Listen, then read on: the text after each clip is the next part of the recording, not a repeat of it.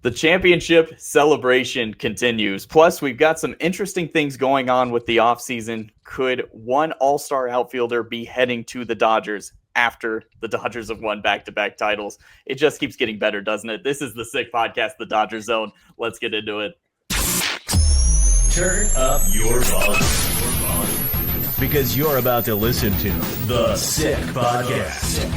The Dodger Zone. Cortez delivers. Freeman hits the ball to right field. She is gone! Gibby, meet Freddie. Game 1 of the World Series.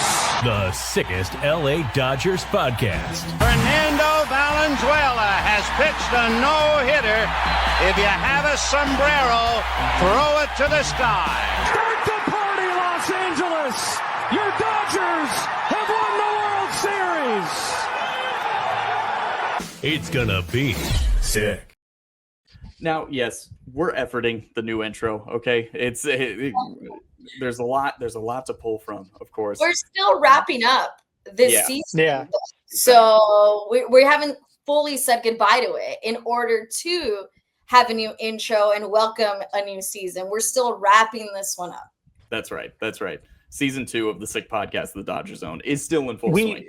Yeah, no, we should honestly wait till next year so we can get and Tanner Scott strikes out, I don't know who, Jackson Holiday, and the Dodgers three-peat.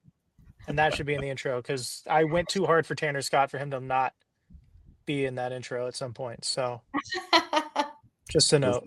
There's still time. He's got, another 3 years on that contract? Look, I promise you today, he will be better next year than he was this year. Write that down. Write it down.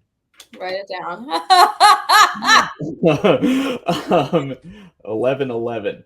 I'm making the nowhere guarantee. To go but up, baby. I mean, honestly, I agree. And we could start there because right before we started recording, there was an interesting tweet put out by Fabian Ardaya that the Dodgers and Devin Williams have mutual interest. Now, if Devin Williams and Tanner Scott join forces in the Dodgers bullpen, this would be the best bullpen in 2023. So there is a tremendous potential here. This is very exciting.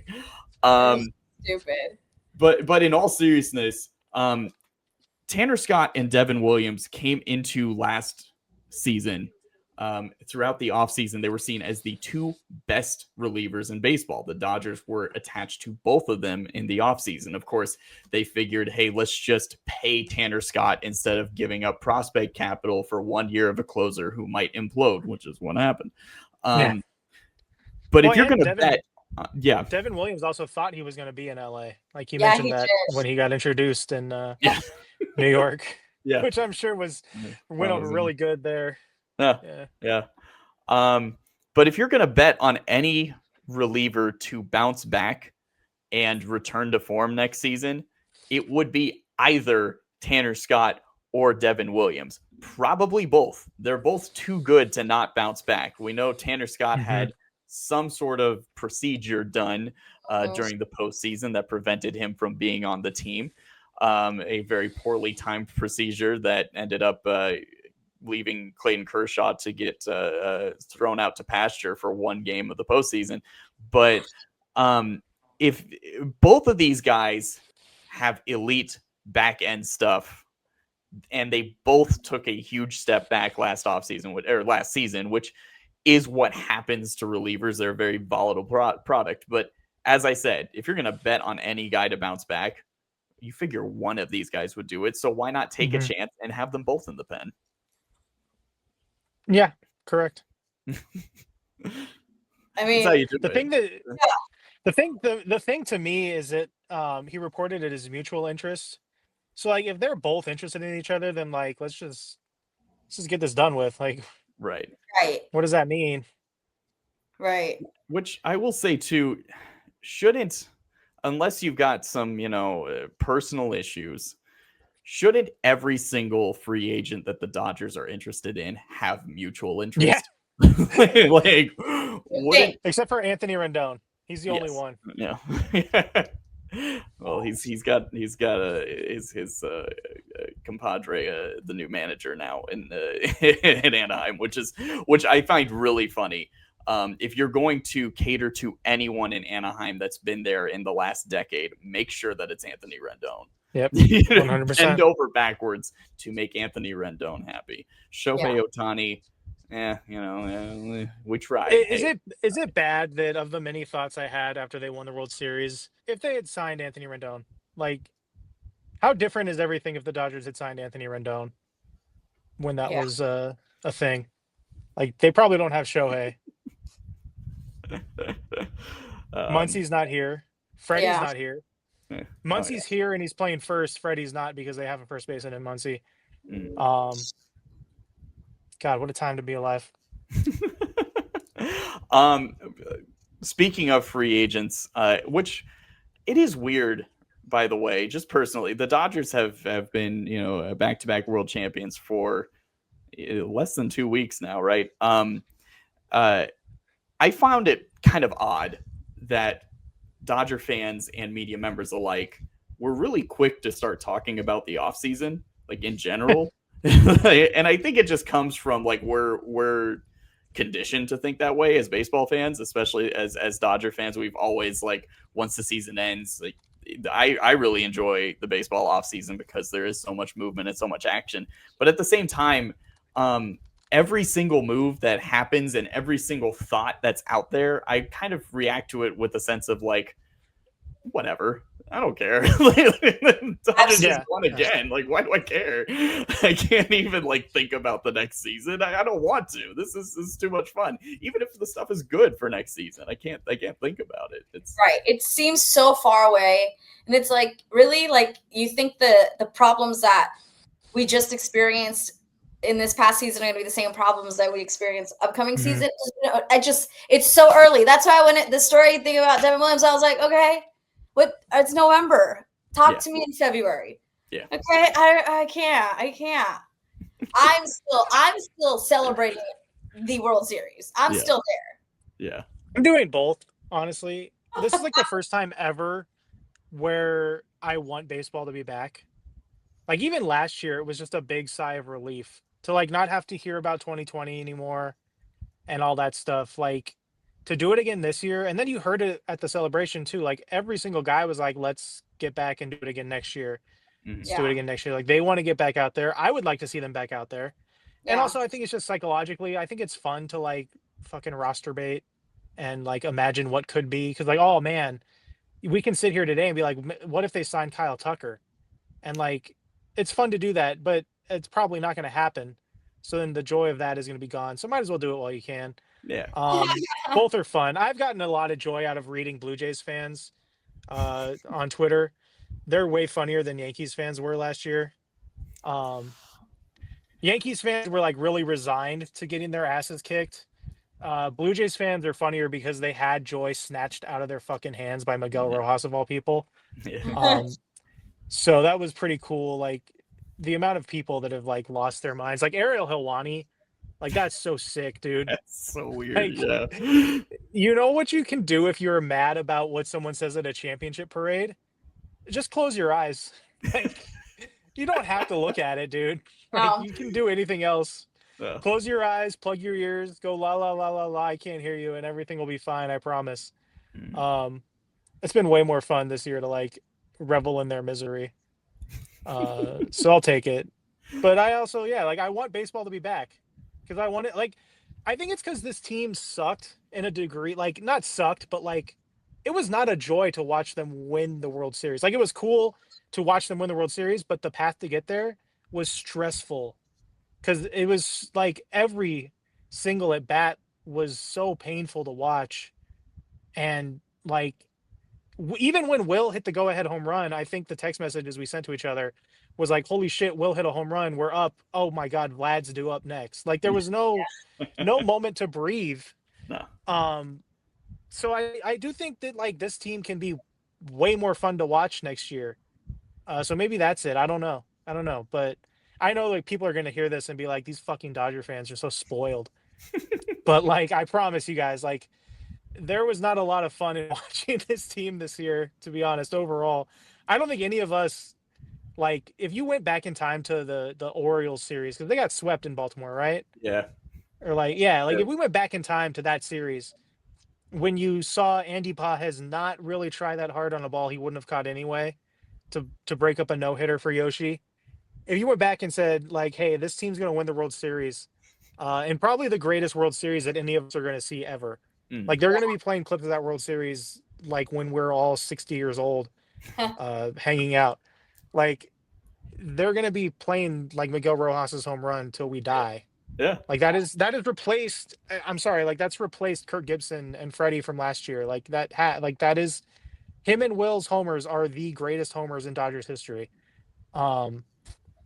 If you went back and told someone in that Orioles series that team was going to win the World Series, they would have fucking laughed in your face and told you to shut up. Like, there's no shot. So it's weird. Like, I just want them to get back out there and like, I would like them to win like 111 games next year and then also win the World Series. Like, that would be cool. Can we do that one time? Like, not to complain, but like, it's so funny. Like you mentioned it, Ryan, like that tweet from Moriyama where it's like comparing all those teams. Like these last two teams are probably the worst Dodger teams that we've seen in the last 10 years. I'm pulling up the exact since 2018, the Dodgers record, at least the last 2 years, was the worst record that they've had since 2018. Because like 2020 they won 43-17. That's a 717 win percentage. This past season they were 93-69. That's a 574, and they were 98-64 in 24. That's 605. But then the win percentages in the years before that: 617, 685, 654, 717 in 2020, 654 in 2019, and then not since 2018 where they had a 564 win percentage, which they got to the World Series that year. And we talked about at the time, which I think honestly this team felt a lot like what we saw in 2018, where when the Dodgers got to the World Series in 2018, I was like, all right, cool. That's the best that they could have possibly done. It felt like a down season. I understand, they went and got Manny Machado during the season, and they were still a very strong team, no doubt. But by the time, the way that they went through the postseason, they had such a grueling series with the Brewers in the championship series that it didn't feel like they were going to make it out of. Yeah. And then they got to the World Series, and you're kind of like, all right, this was as good as it possibly could have been, because they were running into a juggernaut in the 2018 Red Sox. Comparing that to this year, because looking at it as well, like 2017 was the series that they should have won, and it really felt like it too. They really felt like the best team that year. Now looking at it in comparison to this year in 24, where 24 with the way they played throughout the season and through the postseason was like, after game 3 against the Padres in the division series, there was no turning back, and the Dodgers suddenly turned it on. And it was once they got to the World Series, you're like, they're going to do it. They're playing that well. This year, when they got to the postseason, because of the way everything went in the second half of the season, you're like, this is a down season. This really feels like a championship hangover. There's no way that they're really going to be able to repeat. And by the time, once they got to the World Series, I was just so happy that they were able to do it, especially even though they dominated the Brewers in that series. The way that they were playing at the start of the postseason was like, all right, I guess maybe there's a shot here, but it really feels like this is a down season in comparison to last year. And then you flip the script from 2018, where they're able to actually pull it out and have an incredibly strong performance in a really hard-fought series. If it makes other baseball fans feel better, this is probably the worst you'll see the Dodgers for the next decade. And they just won back-to-back series. And it's so funny. Like, the baseball postseason is so long. Like, I forgot that they opened in the wild card series with the Reds. Yeah. And remember, they went up like 6-0, 10, like 8-0, and those games ended like 5-10, 10-7. Like that. I remember sitting here with our friend Shay, and it was just like, they were winning and they're up a bunch, and you're like, oh, this is awesome. They might actually do it. And then the bullpen rears its head, and you're like, oh, wait, never mind. I forgot. This is bad. And then they get Philly, and it's like, okay, well, they're probably not going to beat the Phillies. Like, that's the best team in baseball. and like they win both of the starts by Sanchez. Like they win on the dumbest play I've ever seen anybody do. And then they annihilate the fucking the Brewers, not breaking a sweat really outside of one game. And then the Jays take them to the brink. But yeah, like that is legit the worst they might be over these next few years if they keep spending money the way they have been, or looking to spend money the way they have. Like the Dodgers are not going to rest on their laurels. Like that's what's so funny is like they're always going to find a way to get better, which is why they've been so competitive for so long. You think other teams would realize that maybe you should try and get better rather than say you want to but you can't. It's really good. It's really funny. We're gonna dive more into the World Series and continue our deep dive into how the Dodgers won the World Series. But quickly, as we had alluded to earlier, the Dodgers are already linked to top tier free agents because why would they not be? They're a team with endless money that just won back-to-back World Series. Let's have a quick conversation about Kyle Tucker because I do think he is a very intriguing piece out there, and the fit makes a lot of sense because the Dodgers very clearly have, at least in the next year or two, a hole in the outfield that should be addressed. Look, Kyle Tucker is an incredibly talented player. He's a 5-tool player. He's going to command a lot of money.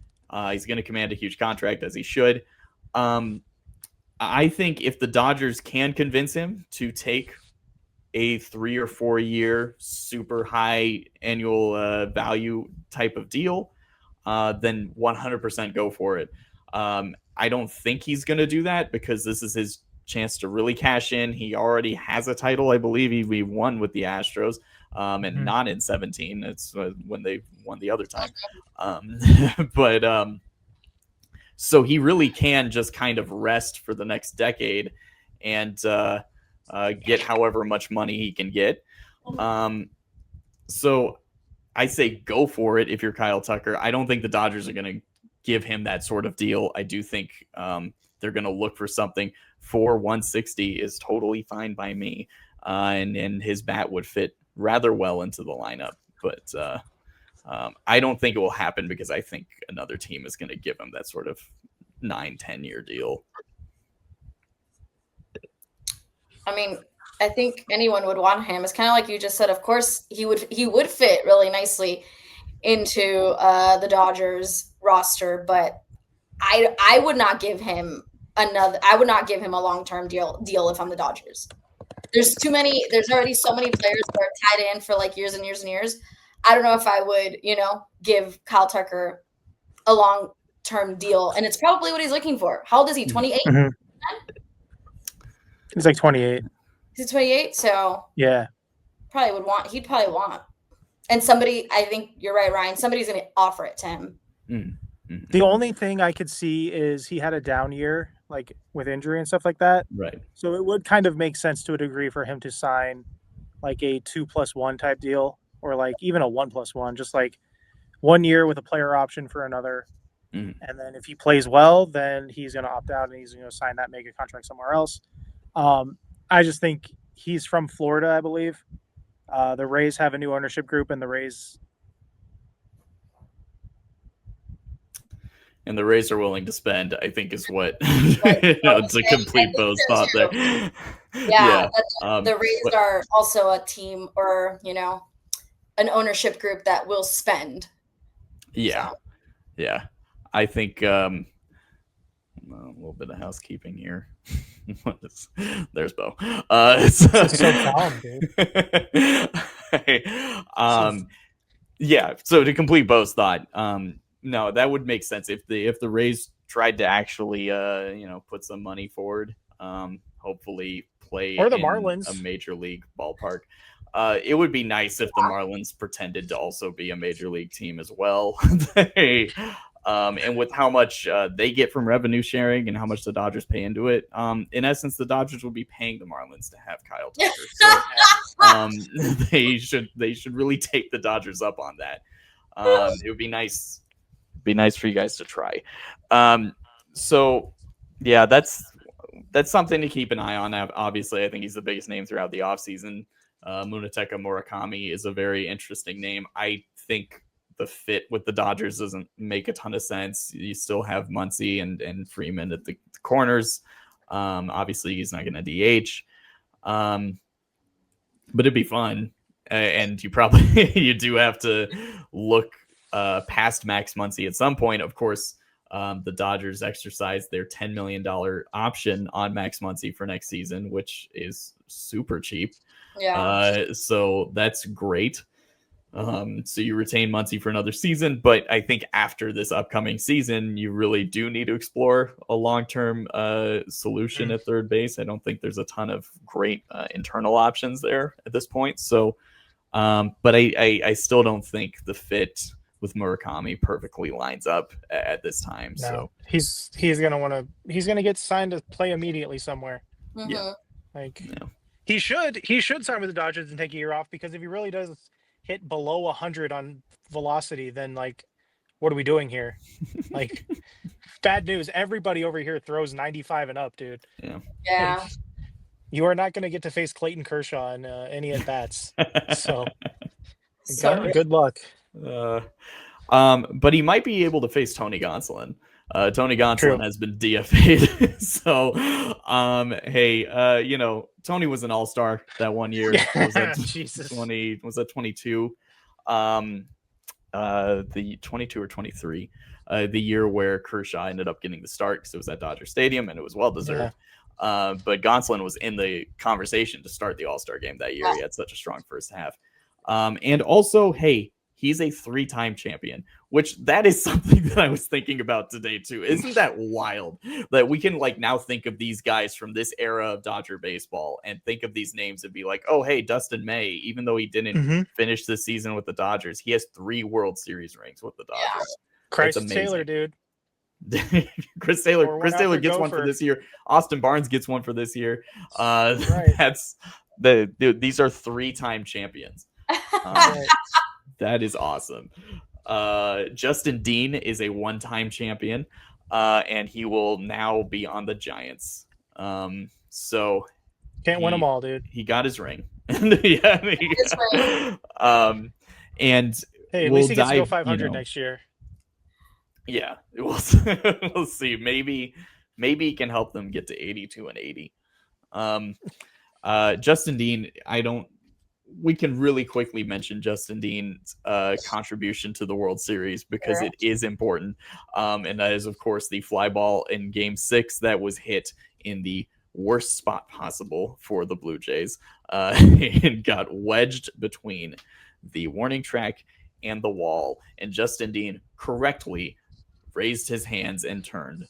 Now, technically, you're taught to actually still like try to play it, and then they'll review it and say that it was, just in case they don't give it to you. But he knew the rules. That is 100% the right call, because you don't know. Like, obviously, it affects the carom, it affects the play completely. But also, you don't know if maybe the ball was hit so hard that it is really stuck in there. And it might take some extra effort to get it out, and that impacts the play. So it's also good if he like went down and picked it up right away. They might not have caught that it was wedged in the wall, and they would probably still review it. But if he made it look easy, then they probably would have just kept the play as it was. So good on you, Justin Dean, defensive replacement extraordinaire and World Series champion. That is so. Best of luck, even if it is with the Giants. Okay. There were some other guys that were. There were some other various roster moves. Ryan Ward is now finally on the 40-man roster. His day has come, and maybe he will get a shot. Maybe they don't pay Kyle Tucker, and they just see what Ryan Ward can do. I mean, he's got to be better than what Michael Conforto did this season. So there's a chance. The funny thing is not necessarily. There's hoping. All right. Well, let's get back into our coverage of the World Series, our deep dive into how everything went down and how we're sitting here as back-to-back champions. On our first episode, we talked about the contributions of Yoshinobu Yamamoto, Shohei Ohtani, and Miguel Rojas, which is still really funny to include all three of those names together as the biggest reasons why the Dodgers won the World Series. But I want to start it off here, and it's a name that, Beau, you had mentioned the significance of. The Dodgers do not win the World Series without Will Smith. Of course, ties the game, or excuse me, hits the go-ahead home run in Game 7 in the top of the 11th inning. And I do agree, Beau. I think because of the fact that it's a Game 7 of a World Series, I think you now have to consider it the most important home run in Dodger history. Yeah, it is 100%. There's no argument. Like as much as Gibby's home run was iconic because of Vince Call, and as much as Freddie's home run was iconic because of it being like a walk-off for both of them, but like a walk-off grand slam against the Yankees, like it's not like Rojas tied Game 7 and Smith won Game 7 of the World Series. Like that matters more. I'm sorry. It's not as sexy. It doesn't sound as good, but it is. It's just the truth. I'm sorry to everybody. Gibson and Freddie are still 3 and 4, but the other two guys are above you now. I hate to break it to you. Yeah. It was just the moment. The moment was huge. Yeah. It's impossible. You're right. Like the other, you said it's not as sexy. Like totally. It's just the context of it is not as great as Kirk Gibson being hurt and people leaving early and like all of that. But in reality, the moment, that's the biggest moment for sure. I would the only sort of support that I will give also to Gibson and to Freddie, both of them, is that it really set the tone for the rest of the series. Sure. And they don't win those series without those moments, because that Game 1 against the Yankees, we went into that World Series saying, look, this can go either way. The Yankees are really good. And that game was back and forth. It was a very hotly contested game. And then for Freddie to do that in that moment, he was also injured in that moment. There was no turning back. The Yankees were not able to recover from that at any point in that series. That home run loomed over them for the entire series, and it's potentially completely different series if Freddie doesn't hit that home run. We're splitting hairs here. Yeah. We're splitting. Of course. I think there's something cool too about like Rojas's home run just taking the air out of a building, really out of a country. Like the entirety of Canada, you could see. It's like The Simpsons, right? Where you can like see the moment their heart split in two or whatever. If you watch it, if you go back and watch it, which I will say something else after this. If you go back and watch it and watch the guy that caught the ball, he's so disgusted that he caught that ball. There's no joy whatsoever. Even though that ball, you could auction that off to Dodger fans and probably get $1 million easy for that ball. There's no joy whatsoever in his face. He's so disappointed to do that. And that was the entire stadium. My other thing is, do you guys have the same issue I do watching highlights from Game 7 where it's like you're anxious watching them? I mean, yeah, because I'm like, oh, this is how I was feeling in that moment. Oh, this is how I was feeling in this moment. And like Will Smith mentioned it when they were on Kimmel, but like he said like he can't watch Rojas pick that ball and throw home because he feels like watching it they're going to overturn it when he feels like they're going to overturn the call and they're going to lose the World Series. And I feel the same way. I get anxious watching those moments happen. Like watching the double play, but that's like a little bit better because Kirk is not going to beat that throw. There was no shot of that. I think it's the Rojas play throwing home like that. Gives me a knot in my stomach. Can you imagine if that's how the World Series ended? Right. Like that would have been so anticlimactic. It would have been an insane way to end. Yeah. And it's just, oh my God. Awful. It's so ridiculous. Also thinking about what Will did throughout the series offensively, he had a big homer in Game 2. That was a huge win to be able to even the series and steal the 1 of 2 in Toronto. I believe it was in either Game 6 or 7, maybe in both. I'm just going off the dome here, but he doubled in a run, I believe, in Game 7 as well. Like he was a steady force offensively. Yeah, he hit a double off the wall. Yeah.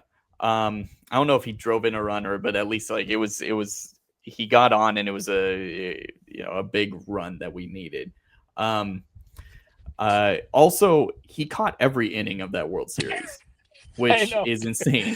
He caught 8 games. Yeah, yeah. Like, That is also with 2 extra innings in Game 7. So, that is 74 innings? Yeah, 74 innings of baseball. Every single pitch. Not once did Ben Rortvedt see the field during the World Series, and the pitching never faltered because of it. That was a discussion that was going on throughout the postseason. Was Will's framing ability and his pitch calling ability, where the pitching staff, especially during the second half of the season, seemed to do better with Rortvedt behind the plate, to the point where like people were calling, maybe you got to put Rortvedt in one of these games because of how tight these are, and because of the fact that the umpiring in that series, which we haven't even talked about, the umpiring in that series was so god awful. The zone every single night was all over the place. Off the plate, below the zone, like there were strikes. It was never consistent from night to night, but it was consistently bad from night to night. The way the umpiring, the way the zone was called throughout that series single-handedly confirmed to me that we need ABS. Like, this is, I've been like a little hesitant to fully embrace ABS because there's a part of like old school feel with me where I'm like, I don't know, the zone is the zone, like the umpire zone, it's like part of the game kind of. But after watching that series, I'm like, no, screw it, just put the robots in. I can't do this anymore. And it was going both ways. And of course, like, it feels like it's more towards the Dodgers when you're watching it, but it really was going both ways. But despite that, Will was able to really call incredible games, and the pitchers were so clearly confident and comfortable with him behind the plate. And for him to do it in 8+ games of work across 7 games is just remarkable. So, just being able to come back from the 18-inning game and play the entirety of the next 2 games in the 2 days following that, that's nuts. So, the Dodgers do not win the World Series without Will Smith behind the plate, and thank God we've got him for basically his career. Yeah. Okay, Monse, would you like to throw one out here? Yeah, we're gonna keep the theme here. We're gonna keep the theme of the 18th inning game, or we're gonna keep the theme of Will Klein. Yeah.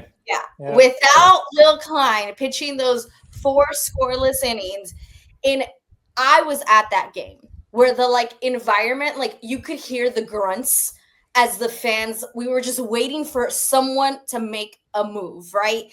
You're seeing Ohtani get walked over and over. You're seeing these hits that go nowhere, and then everyone just, they all die in the outfield. This guy, literally out of nowhere, comes out and is able to manage such a tense, not, enemy territory where you're getting booed at, but where you can hear everyone's grunts with every single pitch or swing. 4 innings. If he was not able to do that, I don't know if the Dodgers win that 18th inning game, which turned out to be a must win because of how it ended. At that point, I was literally just like, I don't care. I just want to go home. Somebody score. I don't care. Obviously, I'm glad it was Dodgers because I, in that moment, did not expect it to go down to the wire in a Game 7. Will Klein, man, I don't know how you did it, but the Dodgers do not win the World Series without Will Klein. Incredible. I mean, those were the only 4 innings he threw in the World Series too, which is nuts. I thought for sure we would see him again after that. It's pretty wild that we didn't, but one of the most significant relief appearances in Dodger history is Will Klein throwing the final 4 innings of that game. It really made me think too. I wonder how much of the Dodgers bullpen, the issues with it came from Roberts just trying to get guys going, because he went to Trinan and Scott over and over and over and over again when it was very clear that neither of them had it this year. Scott less so. There were moments where Scott looked like the guy they signed, and then he didn't. I'm really curious to find out if whatever knocked him out of the World Series or the postseason. I'm curious if that was something that was bothering him all year long that finally got looked at. But if he had gone decline earlier, or even Henriquez, and like given those guys opportunities, or like once the rotation got set there in August, late August, early September, like start using Robleski out of the bullpen more, like use Sheehan out of the bullpen more. I think it probably would have been less of an issue than it was perceived to be. But yeah, Will Klein's a dog, just straight Yeah. up. Yeah. 4 innings like that, unbelievable. And for him to finish, thank God his last out was his last out, because that game could have kept going. We don't know what happens. Yamamoto was getting if ready it's Yoshi, to throw then the 19th. I doubt he throws in Game 7 like that. He Right. said he Huge. didn't loosen up. He said he went to try, and then And he couldn't. He couldn't. Yeah. Like if they would have gone to a 19th inning, I don't know. It probably would have been Miguel Rojas, honestly. Right. At that point. Yeah. Yeah.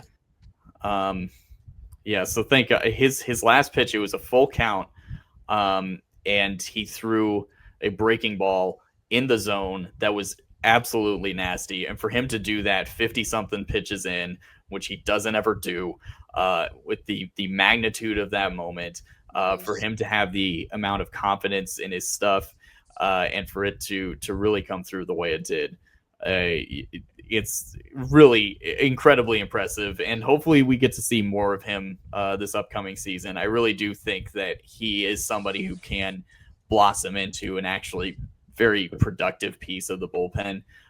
He had flashes. He looked good when he got chances. Yeah.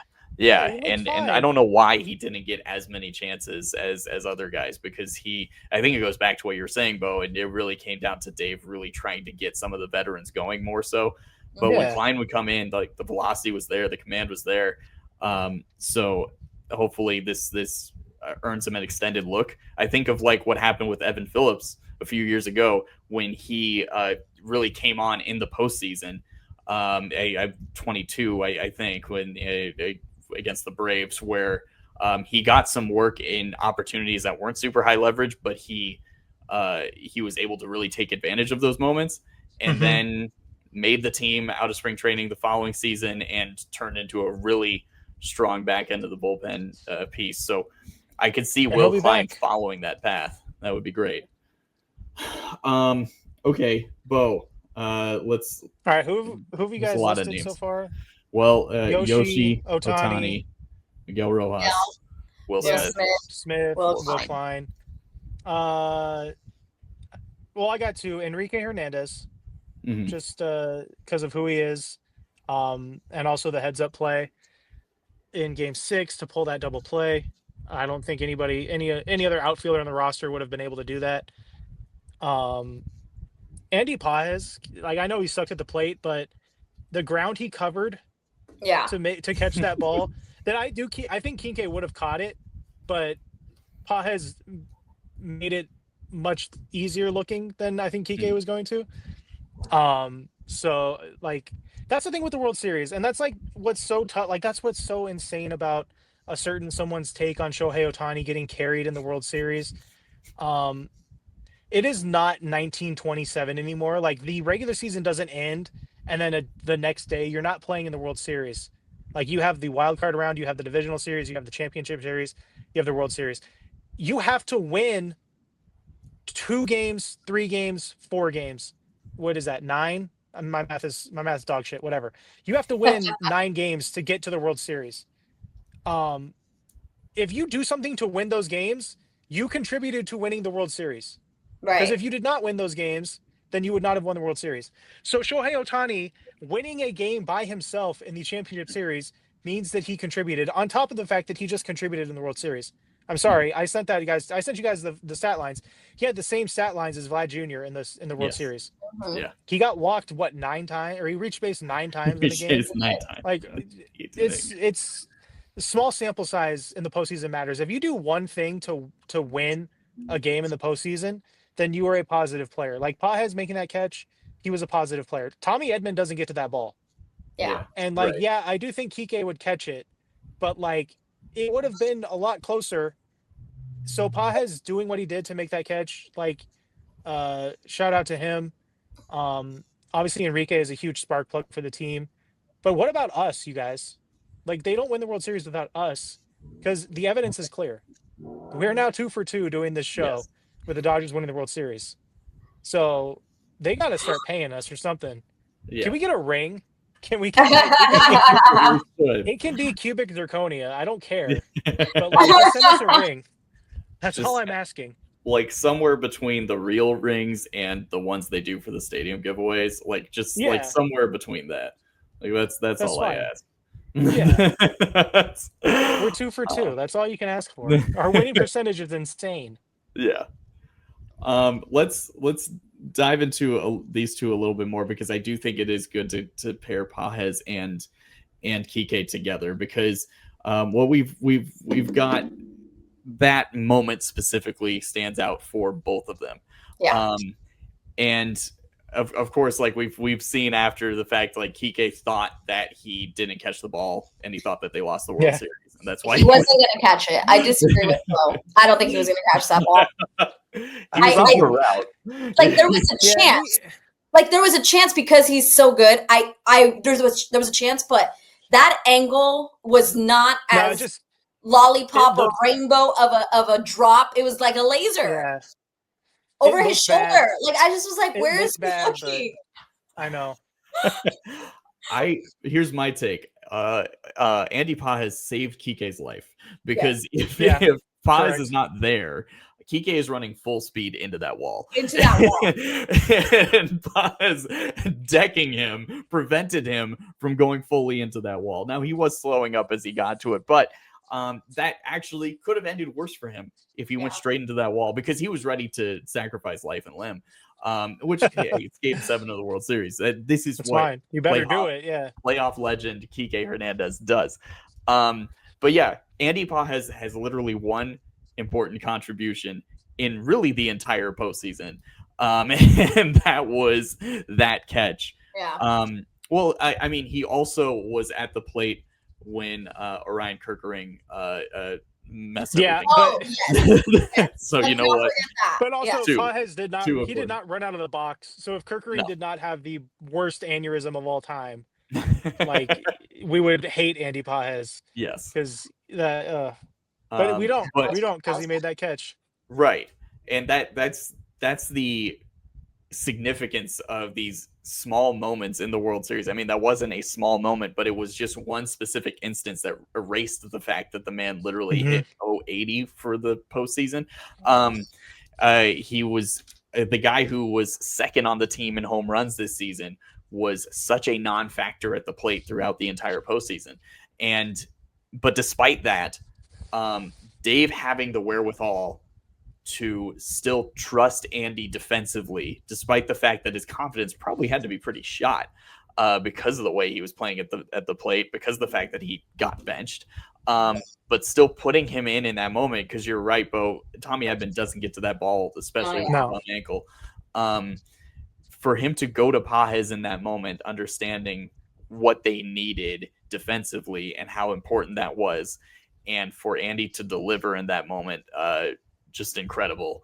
Then to shift over to Kike, I mean, the guy just does it constantly. He's now the Dodgers all-time leader in postseason games played, which is amazing. Like that's it's we say it all the time, but it's not a joke. It's Dodger legend stuff.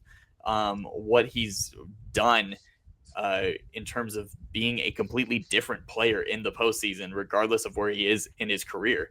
Had big hits throughout the World Series, had big hits throughout the postseason. The Dodgers don't win the World Series without Kike Hernandez. No. They don't win in 24 without Kike Hernandez. They don't win these series without him. So incredible work by the two of them. I want to bring up a name that it's obviously there's so many significant guys, but it is pretty wild we still haven't mentioned this one yet. And I could be leading up to multiple people right now, but the Dodgers don't win the World Series without Roki Sasaki. Oh yeah, and who he turned into this postseason. For him to go on this journey throughout this season, where he gets to make his major league debut and start in Japan, and then to go through the first month of the season where he got hit a bit. It was clear he wasn't ready for the major leagues. You've got people claiming that he's crying on the bench.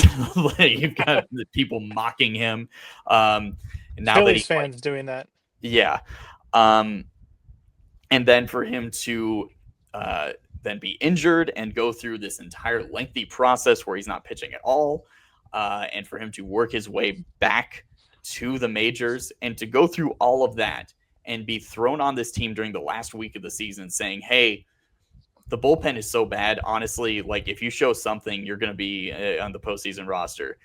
And for him to show every reason why the Dodgers invested in him, why the entire major league was buzzing about his arrival from Japan, why he was so sought after in the offseason. For all of that to happen in this postseason after the season that he had is remarkable. It's I completely ruled him out as a postseason option. Even coming into the last week of the season, it was just kind of like, sure, whatever, that'd be fun. Yeah. I forgot he existed, dude. Like I straight up, they like mentioned his name, and I'm like, oh yeah, that's right, the Dodgers signed that guy. Yeah. Like if the pitching staff was the pitching staff they had last season, yes, they had issues with starting rotation last season, but the bullpen was very loaded. I don't think he makes the playoff roster last postseason. It was really a result of circumstance, given how weak the pen was, but also he showed right away that he belongs. That his stuff is legit, that it's for real. I kept saying at the start of the postseason, like we could see a K-Rod sort of postseason from Roki, because he's got that sort of stuff in him. And if he just gives us that for an inning here and there, it completely changes what this team can do. The Dodgers needed somebody that they could actually rely on in the bullpen, and they found him super quickly, and thank God they did. And Roki pitched in pretty much every significant game. He was called upon constantly. And for him to deliver almost every time, like that's great. You figure somebody who hadn't pitched as much as little as he had throughout the season, to ask too much of him was going to backfire in some level. For him to be successful a majority of the time and not every time is wonderful. So that was great. Great to watch Roki perform this postseason. The Dodgers do not win the World Series without him. He was nasty. And it was like he was the hot new kid on the block. But then you were like, but you're not new. You've been here. We just didn't even think you were going to be back right now. I'm with Bo. I was like, oh, he's still around? Like, it came out of nowhere, and he was so he didn't just get by. You know, like he looked for a second. It was like, we have the best closer in baseball. It genuinely felt like we had the best closer of the year. Like you were just, it was unreal when he came out, how good he looked and how nasty he was. And it was like, oh, we've been having an issue with the bullpen. Now it's a real issue for the rest of you that Roki Sasaki is coming out of the bullpen. It was nasty. Yeah. I think it was against the Phillies too, when he like really got that job, right? Yeah, because that was the poetic part about it, was right. Phillies fans trying to say that he was crying on the he didn't have the makeup for dummies, man, straight dummies. Yeah, no, I legit forgot he existed. Like I saw someone tweet about him playing in OKC, and I'm like, oh yeah, that's right, I forgot about Roki. To go from that to being a key part of the bullpen, where you had people be like, they found their closer. Like, even though it got shaky at the end there, like it was very clear that he was gassed or something. But yeah, they do not win the World Series without him, because again, they don't win some NLDS games without him. They don't win an NLCS game without him. So they by default would not have won the World Series without him. Yeah. And maybe someday people will understand that. Yeah. It completely changed the entire makeup of the pen. It's by having at least one guy that you can rely upon, then you don't have to feel like you need to hold other people back. You don't have to feel like that you can just force Blake Trinan into the 9th inning and hope it works. Thankfully, they only did that a couple times. So, Monse, we'll one more from you and one more from Beau. There's plenty, but there is. You know, we really don't win the World Series without Freddie Freeman. I mean, not just one walk-off last year during the World Series against the Yankees, but that walk-off in the 18th inning game where you were just like, again, you didn't realize how important that game was going to be, you know, once it was over and everything that unraveled. And it was like the Dodgers needed to win that game. You didn't know it at the time how important it was going to be. Where, remember, the Blue Jays benched a lot of their players. Like, they came out refreshed, and it came down to that last pitch. Because who would have known? Who knows what the Dodgers would have done if it really would have gone to 19 innings? Since Yamamoto said he actually didn't loosen it up, you who knows? Like, Freddie Freeman in that moment once again was just like, oh, what a sigh of relief. Like, all of this work wasn't for nothing, you know. Like, even the fans, like all of us, like, who waited it out. It was like we would have waited it out, but it was so nice to walk away with the win after an 18th inning game, thanks to, of course, Freddie Freeman. And we already know without him, he digs so many balls out of the fucking dirt for us, like left and right. And it's like he doesn't get any credit for that because that's not, you know, he's surrounded by stars. But in reality, like, he helps us so much defensively, and we don't even. Not that we don't appreciate it, but it's just we don't give him the credit for it as often as we should for how many balls he takes out of the dirt at first base. Did you guys see the Atlanta radio? The Atlanta radio guy coping with the fact that Freddie's probably going to the Hall of Fame with a Dodgers cap on. Yeah, Yeah. I saw that. I think that's a fair thing to say at this point in his career. Yeah. I don't remember. I didn't really watch it.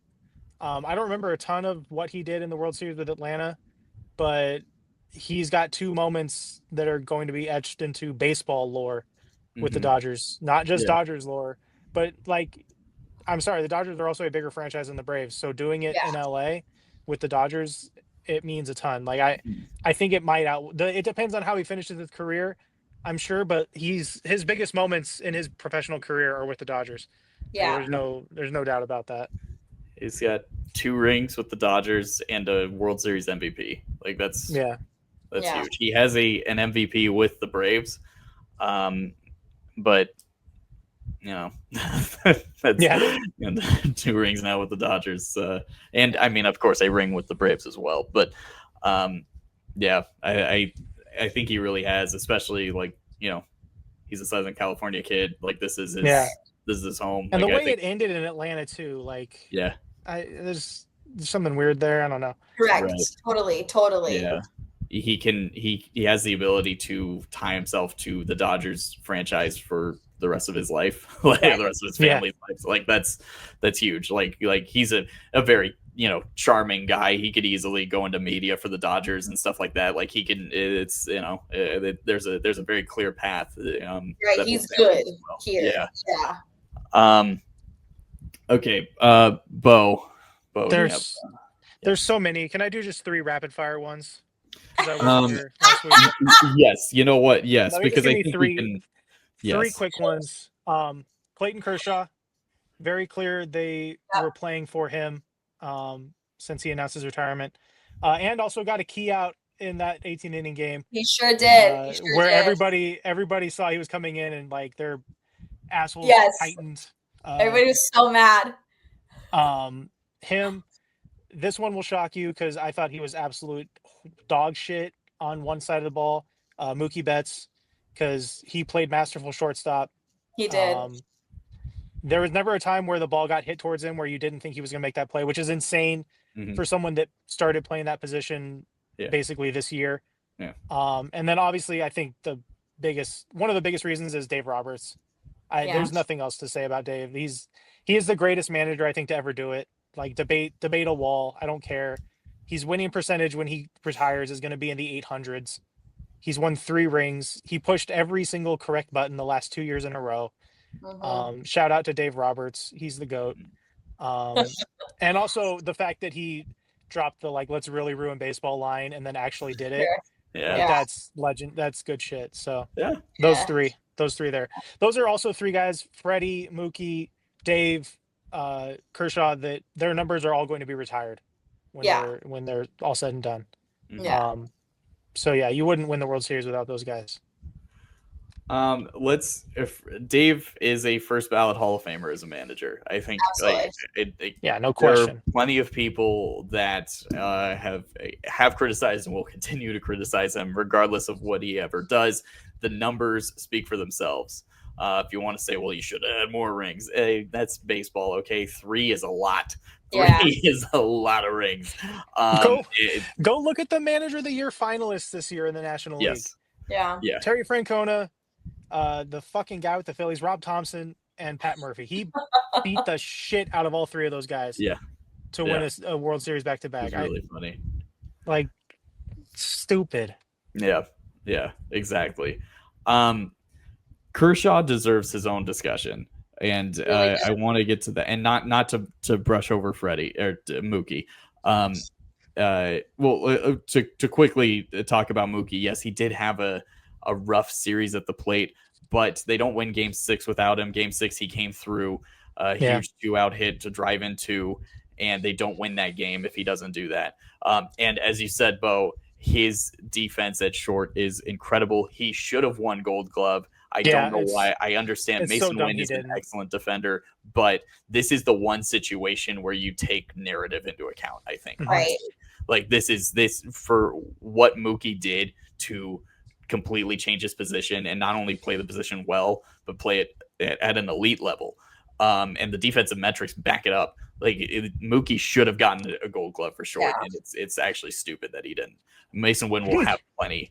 There's plenty of time for him to get more. I think he win last year. He probably did. Wynn's an excellent defender. I'm not trying to trash him at all, but this was Mookie's award, and this is a situation where you absolutely take the context into it. He should have gotten a Gold Glove. Yeah. And I think it is great that Mookie has 4 rings. It's well deserved. Yes, he had a rough series at the plate, but he came through in a huge moment, and he was very steady at short. Clayton Kershaw, for him to get that 1 out in the 18-inning game, they don't win that game if he doesn't get that out. For that to be his final moment on the mound, it makes me so happy. I think that's awesome. Yeah, that is a perfect moment for him to go out on. I was nervous that he was going to come into Game 7. When everybody else, Dude. And not that I didn't think he'd be able to. I mean, the odds of him being able to get the win in that game were, fairly likely, but it was also really likely that he could have easily been walked off on, and that would have been how his career would have ended. It would have been awful. So thank God that didn't happen. Yeah. Thank you, Yoshi. Thank you, Will Smith. Thank you, Miguel Rojas. Yeah. Beau, I think you nailed it. It's for this team very clearly loves him and cares about him and wanted to get him another title, and the fact that he actually was able to get it. 3 rings for Clayton Kershaw. He retires a 3-time champion. That is awesome. Yeah. There's nothing you could say to take any of that away. He had a great season in his final season. Like that's people are gonna contextually, yes, yeah, like the fact like he was amazing this year for everything that he's gone through to get to this point. The fact that he was positive value, like incredible year from him. Yeah. And I think I've said it before, but they should retire 22 on opening day this year. This year, like at 20 on opening day, like right away they should retire it. There shouldn't be a single day where 22 is not officially retired, because of course nobody's going to wear it in the 5 years until he gets into the Hall of Fame, and then they retire it the second that he gets in the Hall of Fame. But just bypass that, retire it now. And like you mentioned beloved by his teammates, which obviously true.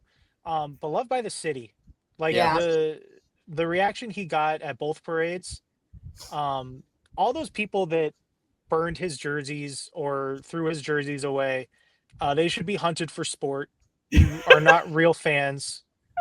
Your addresses should be posted online, and you should be thrown into jail at work. Like at best, is you should do jail time for that. He is. I was crying watching him celebrate with the team. Like he's been through so much, like and so much shit that was not his fault was laid at his feet, and he never fucking complained. He never fucking made excuses. He had a bum shoulder. He went out there, got shelled, and didn't say anything about it. Like he was like, I didn't pitch well enough.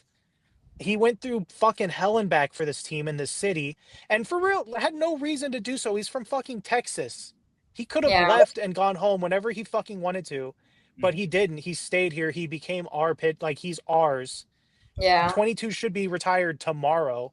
The statue should be up. He is the greatest guy to ever wear this uniform. Like I know Ohtani is going to retire as the greatest Dodger ever, but Kershaw is the greatest Dodger of my lifetime. Yeah. I don't think it will ever be passed. I don't care. And I'm gonna miss him, honestly. Like I know. him It's not sad. being on the roster, it's different. It's weird. That's the last like part of like my growing up with the Dodgers that's now gone. Yeah. Like that's the end of it. That's the book's closed. But they won 3 World Series titles with him. Like I would sit and watch the Giants win 3 and 5 and be like, that's never gonna fucking be us. Yeah. Like we never get to do that. And then to sit here today talking with you guys about going back to back and winning their 3rd in 6 years and being set up to win more. Like this is year 2 of a 10-year window really with Ohtani, and they've already won the World Series twice. Yeah. It's insane, but Kershaw is just like that. He better replace Oral. Like when Oral's done and ready to leave, like Kershaw and Joe Davis should be the Dodgers team. But yeah, his number should be retired immediately. Yeah.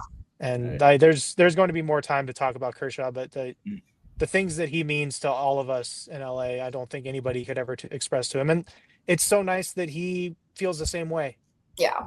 Like I can't imagine him being somewhere else. Like we were always so prepared for him to sign a 1-year deal with the Rangers or God forbid with the Astros. Yeah. And go pitch somewhere, go pitch close to home for a year and then hang it up. But he didn't.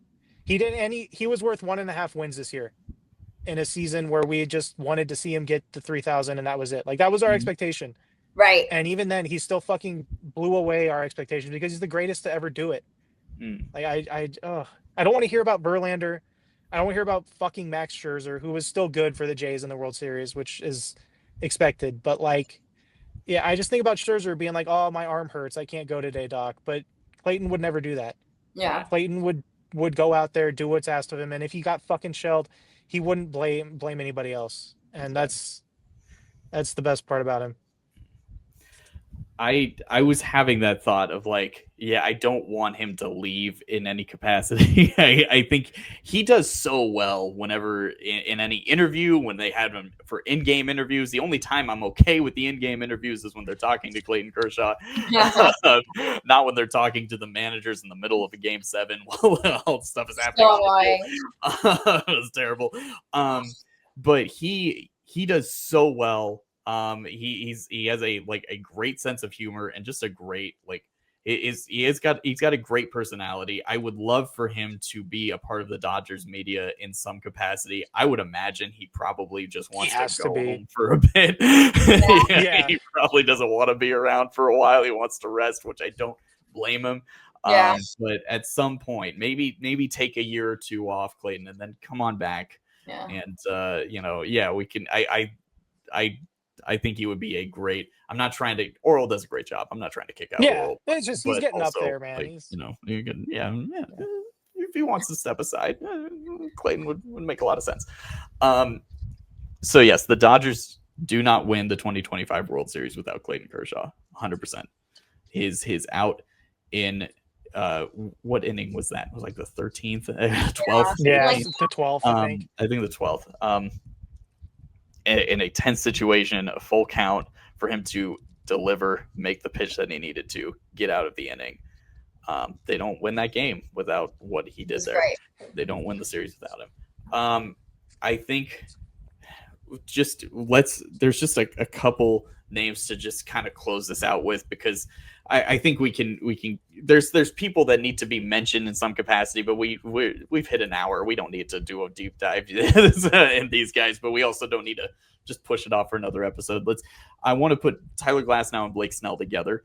Sure. They both had very strong outings throughout the postseason. Blake Snell, of course, was absolutely dominant until he got to the World Series and then got hit a little bit. But both of them came in relief in Game 7 and did what they needed to. They kept the game close. It could have easily gone out of hand at any point. Both of them were able to lock in, both on weird rest. They were both super important in that Game 7 and throughout the postseason. As I said, Snell dominated the Brewers. Tyler Glasnow had his start against the Phillies was super significant. Both of them, it is great to have them as a part of this rotation for the next few years because they're both top level guys. Blake Snell has seemed to really enjoyed winning this World Series because he's done every media appearance possible, and more power to him. Yeah, he showed up at every game in LA. I might veto Blake Snell from your list just for doing the 6-7 thing at the parade. We might take him off. I think Blake Snell is that's the poster child for why guys should sign here, because he signed here to win a ring and he did it. And look at everything he gets to do because he did that. Yeah. He gets to go to the Lakers games, the Kings games. He gets to go on Jimmy Kimmel, Dancing with the Stars. That's what these guys care about. That's what they're here for. All these white baseball players from South Dakota, they're trying to get on Dancing with the Stars, But no, it's very well deserved for both of them. It's great, especially since Glasnow didn't get to pitch in the postseason last year. Mm-hmm. For him to be a part of this run and be a crucial part of the rotation was awesome. And yeah, as I said, for Blake Snell to be the pitcher that the Dodgers acquired him to be, was just incredible to watch. And there's one other guy who pitched in Game 7 that we haven't even mentioned at all, and he deserves to be mentioned, and that is Justin Robleski. Damn near started a fight in the middle of Game 7 of the World Series, but most importantly, he came in behind Shohei Ohtani in a situation where things could have easily gotten out of hand, and he was able to shut the door. He did not hit Andres Gimenez on purpose. I don't know why Andres thinks so highly of himself, but Robleski went in and attacked batters, and he did that throughout the postseason when he was called upon out of the pen. He was always in attack mode, and it's really exciting to have him as a part of this postseason, or as a part of this bullpen, and maybe the rotation at some point, but probably mostly in the bullpen moving forward. The way he fought back, it was yes, I want you to fight back like that. It's Game 7. It was nice to see because everybody's on edge. You're in Toronto and you're probably feeling how it's such a big moment that I wasn't sure how he was going to handle it, if he was going to handle it well. And I love the way he did it. I love that he fought back. And then, yeah, I agree. We would not have won the World Series if it wasn't for what he did, and in a tough situation. Good for him. Good for him. Yes. Yeah. Well done, Justin. We're very proud of you. We are. And that's a little Joe Kelly-ish, right? Yes. A little Joe Kelly-ish. We like that. We needed that. Yeah. And last name that I think really should be mentioned is Max Muncy. Now the postseason, all-time postseason leader for the Dodgers in home runs. Of course, a huge home run in Game 7 to start to fight back in that game. Mm-hmm. He's come up in moments like that throughout the postseason, not only this past season but every postseason. Muncy is somebody who, whenever he comes up and nothing's happened for a while, you're like, okay, he might get it going here. And that's exactly what he did in Game 7. They don't win that game without him being able to start that process to claw back. Yeah. And it's, as we mentioned earlier, $10 million option is absolutely nothing. So for him to come back, they've got him for one more season so he can add to his already record postseason home run total. I also think he played really well at third base. I feel like in the past couple of years, it's like if you saw the stat sheet and you saw there was an error, my first assumption would be like, was it Max? Like it just that was Max thing. And I feel like this year especially throughout the postseason, I was like, Max Muncy did such a great job at third base. So I mean, I got to give him credit when credit is due, and he did. He protected the ball and he protected as much as he could. So good job, Max. The wheel play. Yes. Yeah. The postseason's so long. Yeah. We all forgot about the wheel play. There was also like a hard liner that was hit at one point. I think in Game 7 that he was able to snag. Yeah. That was huge. Like, really, really impressive stuff from Muncy this postseason. Yeah. God, I mean, is there anyone that didn't contribute? Honestly, like I guess Michael Conforto, but like Michael Conforto wasn't even on the roster, so. And that was his contribution. Hey, and he still got a ring. Yeah. Michael Conforto, world champion. Yeah. I mean, even Blake Trinan was able to get out of one of those games at one point. So, hey, thanks, Blake. Yeah. Blake, you tried, right. baby. Let's wrap it. I think that really does conclude our deep dive into how the Dodgers won the World Series. I think there's someone we should mention, and not to end on a sad note, please. But the Dodgers do not win the World Series without Alex Vesia. Yes. And it's just as great and as awesome as that series was that all of us got to enjoy. Alex Vesia had to take care of an awful situation that many of us would hope to never have to experience anything even remotely close to that.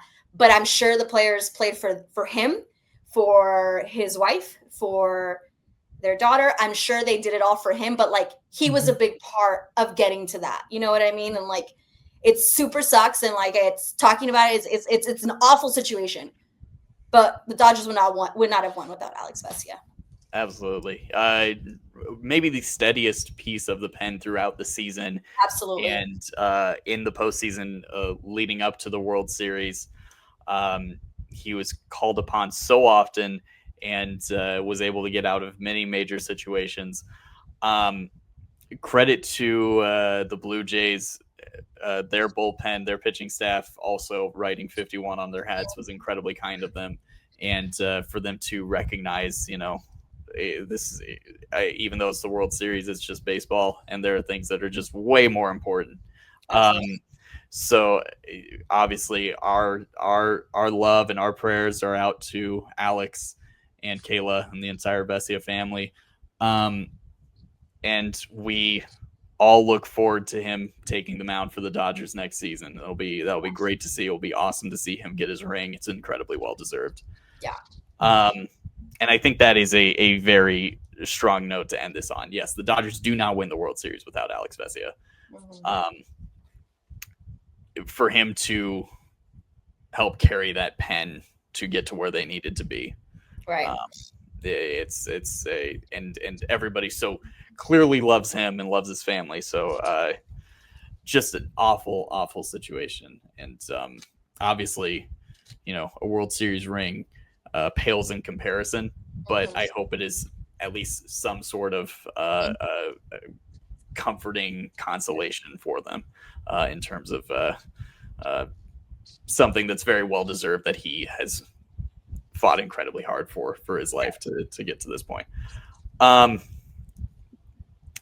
Well, yes, that concludes it. Our deep dive into the Dodgers finishing off back-to-back World Series wins. We that's crazy. Unless it isn't. There could be. We could wake up tomorrow and there's something else to remember. Listen, right. We will continue to reflect on this series and reflect on what this title means to us and to the Dodgers organization. Hopefully to us, it means that the Dodgers will put us on their payroll 5 years, 50. If you don't get Kyle Tucker, you can spend that money in the aggregate on the three of us. Yeah. Production will not be anywhere close You will get adequate production from Ryan. You will get stellar production from Monse. You will get nothing from me. But it will be almost like signing Kyle Tucker, if you really think about it. Almost. You Offer take half Kyle of what you're Tucker. going to give Tucker, Yes. you give it to us, and then you give half to like Harrison Bader or something, and it's probably going to work out just fine. Like, what's the issue? Yeah. If I they do offered want to 3 say, years, yes. I do want to say real quick before we end this, going into the World Series, I would say that I would trade 2017 for 2020 and 2024. But now that they've won back-to-back World Series titles, I would like to retract that. Yeah. Winning back-to-back is so much fucking cooler than winning in 2017. It's just different. Like, the Giants won 3 and 5, but they did not win fucking back-to-back titles. Right. You cannot take that from the Dodgers. Like, they won 2 in a row, something that hasn't been done since the fucking Yankees, when they could actually just buy a championship. Like, not like you can't. That was all they did, was just pay the best guys to come play for them, and they win 3 in a row. The Dodgers actually built a fucking team that won back-to-back titles. That is insane, incredible. These are the teams that we used to pray for. So shout out to the Dodgers. Sorry about 2017. Sucks you guys didn't win then, but It's all right. I will take what we have now. Right. For the first time ever. Woo! Thank God. Thank God. It is a wonderful time we're living in. Oh man. All right. Well, let's sign off and fully enter the off-season mode here. We deserve a little time to ourselves. We worked again. We're 2 for 2 in World Series. We deserve a little time off. Do you know how hard this was, you guys? Ryan would be like, when do you guys want to record? And I'm like, they just fucking got swept by the Orioles. I don't. Well, yeah, let's talk about getting the shit kicked out of us by the Pittsburgh Pirates. Are you fucking insane? God. I'm sure that's exactly how like Blake Snell feels in August. So again, I understand, Blake. I get it. He was so funny fucking talking about like right after the game ends, he's like, hit me up on 2K. I'm trying to grind. Like he's so cool. I love Blake Snell.